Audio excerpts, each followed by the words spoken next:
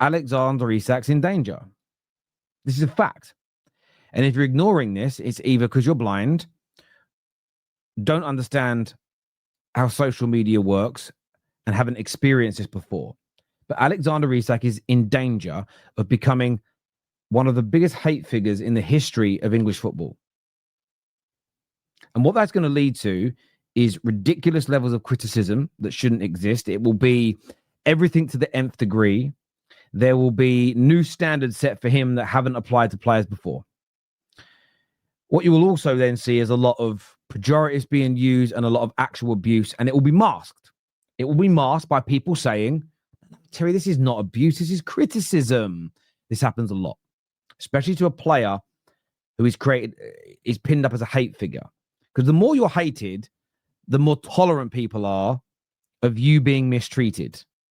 You see this all the time in the political world. If a political figure is despised by the mainstream, they can have laws broken to punish them. They can have businesses shut down. They can be attacked. They can be physically beaten up.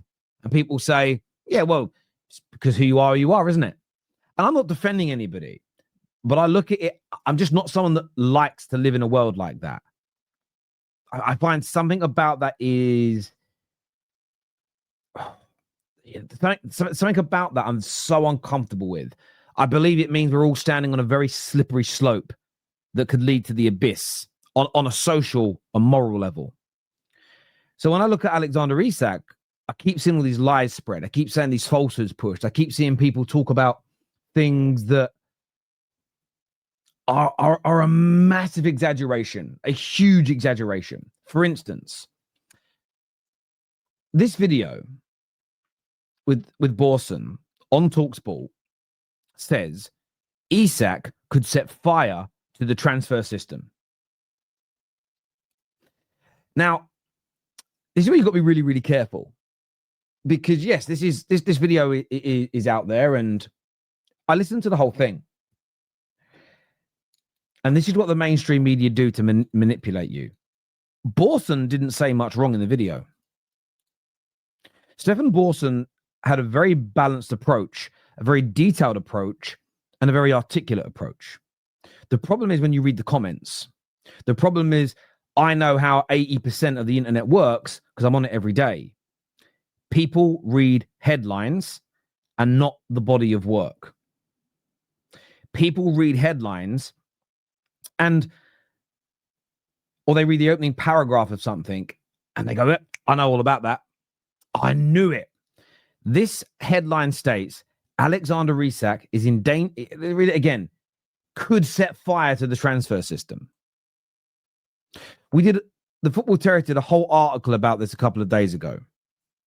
Alan Shearer and Gary Lineker have also pushed this lie and this falsehood, which will lead to people outside of the Newcastle world despising Alexander Isak. You're trying to burn down our football. You're trying to change our game. Who the hell are you? This lie and this narrative that has been pushed now for weeks, that going on strike and forcing a move is somewhat new, is somewhat innovative, is somewhat something that isn't business as usual. It is business as usual. Terry, but not everyone went on strike. Well, they did. And we know this to be a fact. Okay? Dimitri Payet, Raheem Sterling, Riyad Mahrez. Anthony Gordon, I think, did it to get himself into Newcastle. Wissa did it to get himself this season into Newcastle. I remember as far back as Pierre Van Hooijdonk doing this in the early to mid-90s. So I reject the notion that this is new, that this is something that's going to set a new precedent. As per this TalkSport headline, could set fire to the way transfers work. Absolutely inflammatory language that holds no truth. Now, some will say, Terry, you've said that Isak's in danger. That's inflammatory. I believe it. I believe he is in danger. I believe he is in danger of becoming a hate figure in the UK. I believe that what that will lead to, and this is where the conversation always takes a dark turn, and I always wonder about why this upsets so many people. Criticism is absolutely acceptable. abuse should be pushed back against. But we know what happens when criticism and abuse become blurred and people just see it all as the same. And we know what happens when football players of any background or denomination are created and pinned up as a hate figure. It leads to repulsive abuse. And if you're a player that also happens to be a black man, you also know what will happen. Now, listen, I need to say this without you getting, if you're getting angry already, I think we've got to check the hard drive. That's my general view on this. Why the kickback? You criticizing Aubameyang, you criticizing Isak doesn't mean you are racially abusing him. No one is making that claim here on the Football Terrace. Well, I'm certainly not. I'm not even implying it. So calm your brain down. Stop thinking like that, because the fact that that's the first place you've gone to is crazy. For instance, if I criticize Serena Williams in a tennis match, it's not because I'm sexist if she's had a bad game. No one is saying you can't criticize poor performances from Isak. I'm not even saying you can't say you don't like the fact he went on strike. I'm not even saying that what Alan Shearer did is racist by lying about Alexander Isak, because I don't believe his motivation was racial. The problem that you have is when the abuse becomes so widespread, when lying about a player becomes normalized, what then happens is these scumbags go, oh, now's a safe time to shoot because there's all this noise going on. It's like rioters, okay? There are people that protest peacefully. Sometimes things can become heated and become a riot. And as much as I don't advocate riots, I understand that when things are emotional, things can spill over. We also then know when there are riots that a lot of people are there because they're just politically frustrated or emotionally frustrated, or, you know, they're their wits' end. Then what you get is some chancers that go, I'm going to turn up to this protest stroke riot and I'm just going to start looting shops. They're not there for the cause. They're there to steal trainers. They're there to steal computers. They're there to make money. And this is exactly what we're talking about. So if you're getting angry because, well, I'm not motivated by doing something bad, no one's talking about you. What I am saying, though, is pushing these falsehoods about Alexander Isak is going to create an environment where he gets all levels of abuse right through to racism. And I think we as a responsibility should be pushing the truth and not making up false claims. And for me, he is absolutely in danger, 110%. And you just see these headlines. He's going to change. And by the way, when you listen to the video, Borson doesn't say that Isak could change and could set fire to the way transfers are done.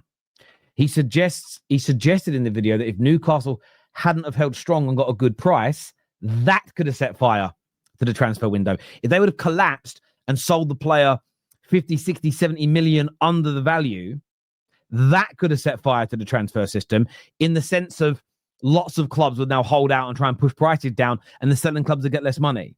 He at no point said Isak would be responsible for it, but the headline suggests he would.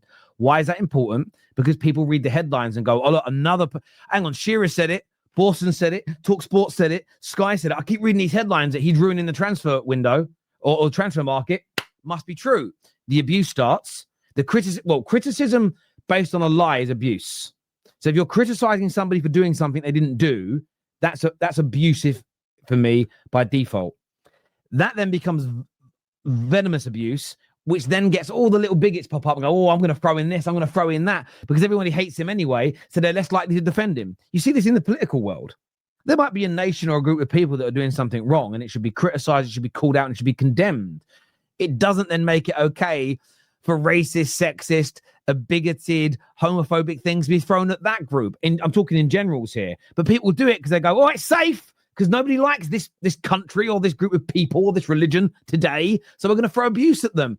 And we see it all the time. And the only people that push back against this, for me, I think it's silly people, ignorant people, or maybe you are one of these bigots. I can't think of a reason why you'd be against trying to stop it happening if you weren't one.